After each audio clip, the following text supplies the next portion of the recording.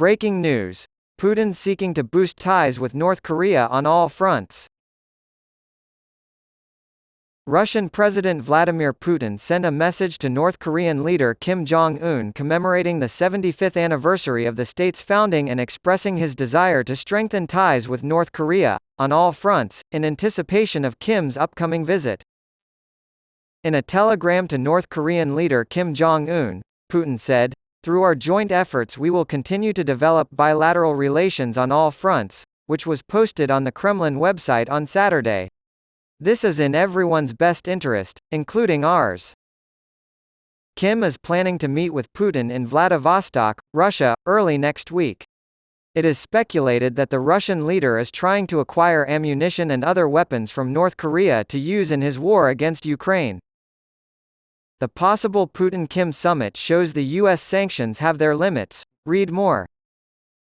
The New York Times reported, citing unnamed U.S. officials, that North Korea had asked Russia for assistance with advanced technology for satellites and nuclear-powered submarines, as well as food aid. The United States has threatened North Korea with punishment if it transfers any weapons during ongoing arms talks. Ahead of his trip to Russia, Kim Jong-un met with a Chinese delegation. In April of 2019, Putin and Kim met for the first time when Kim rode a luxury armored train to Vladivostok. The distance between the North Korean border and Vladivostok is approximately 150 kilometers, 95 miles, thanks to the rail connection between North Korea and Russia. Since Kim's last meeting with Putin 4 years ago, this potential trip would be his first outside of the Korean peninsula. In light of Russia's sham elections in Ukraine's temporarily occupied regions, Prime Minister Justin Trudeau has issued the following statement.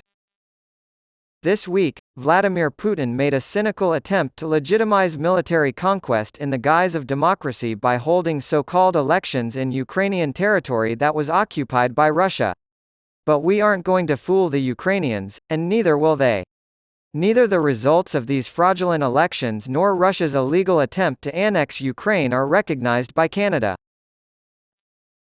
Attacking Ukraine's sovereignty, territorial integrity, and independence by giving its citizens a false choice in the regions of Donetsk, Luhansk, Zaporizhia, and Kherson, as well as the Autonomous Republic of Crimea and the city of Sevastopol. These fraudulent elections constitute gross violations of the Charter of the United Nations.